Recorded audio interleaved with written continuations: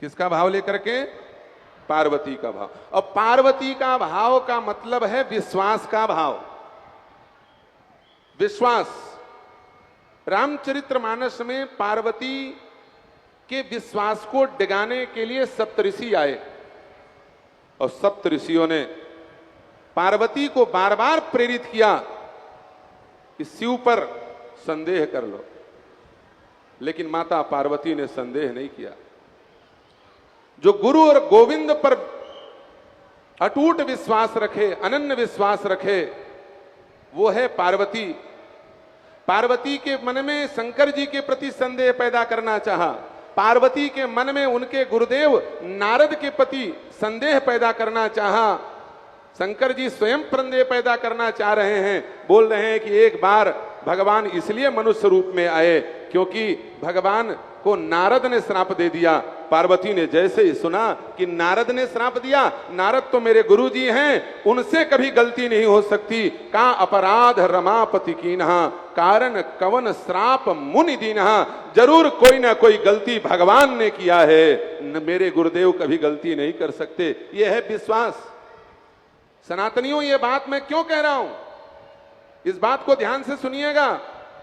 इस बात को मैं इसलिए कह रहा हूं क्योंकि हर 1000 वर्ष में किन्हीं किन्हीं महापुरुषों का समकाल में अवतार होता है। जिस समय पिछले सहस्त्राब्दी में तुलसीदास जन्म लिए, जिस समय पिछले सहस्त्राब्दी में मीराबाई अवतरित हुई, सहजोबाई अवतरित हुए, कबीरदास अवतरित हुए, मलुकदास अवतरित हुए, कुंभनदास अवतरित हुए, बड़े बड़े महापुरुष रामानंदाचार्य, निम्बारकाचार्य, वल्लभाचार्य, रामानुजाचार्य, शंकराचार्य अवतरित हुए। वो एक काल था। हर 1000 वर्ष में ऐसा समय आता है जिस समय महाविभूतियां एक साथ अवतार लेती हैं और यह दूसरा 1000वां वर्ष प्रारंभ हो गया है। सन 2000 के बाद हम लोग 23 साल पार कर चुके हैं, 24वां वर्ष चल रहा है। याद रखना, इस समय भी वो महापुरुष, वो देवता अवतार लेते हैं। याद रखिएगा, आज से 2700 वर्ष पहले देवता, जैसे हम लोग यहाँ पर पब्लिकली बैठ करके बात कर रहे हैं, वैसे देवता धरती पर आते थे।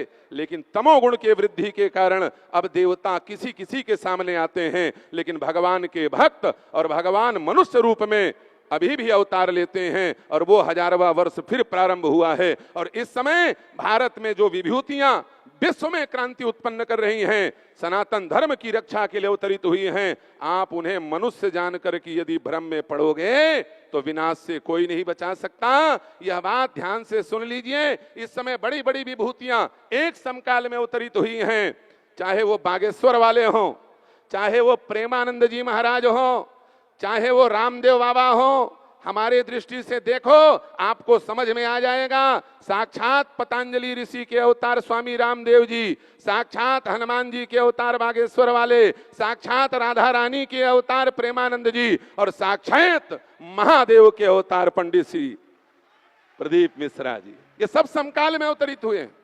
साधुओं के मत अलग अलग हो सकते हैं, महापुरुषों के मत अलग अलग हो सकते हैं, मतभेद हो सकता है, लेकिन मनभेद नहीं होता। इन सब का मन एक है और वह एक करके भारत को हिंदू राष्ट्र और भारत को जगत गुरु बनाने के लिए ही यह बैठ करके बड़े बड़े आयोजन हो रहे हैं। इसलिए हम लोगों को इन महापुरुषों पर किसी प्रकार के, इनके वाक्यों पर, इनके संदेशों पर, इनके उपदेशों पर किसी प्रकार का संदेह नहीं होना चाहिए। यह शिव महापुराण का मूल श्रुति है, यह फूल शिव महापुराण का मूल महात्मा है। अपने सदगुरु, अपने धर्माचार्यों के वाणी पर हमें किसी भी प्रकार का संदेह नहीं, और एक होकर के हम लोग संकल्प लेकर के आगे चलते रहें। हम भारत भव्य बनाएंगे, हम हिंदू राष्ट्र बनाएंगे और गौ माता को राष्ट्र माता बनाएंगे। इन भावनाओं के साथ शिव महापुराण और व्यास जी को दंडवत प्रणाम करते हुए वाणी को विश्रामित करता हूं।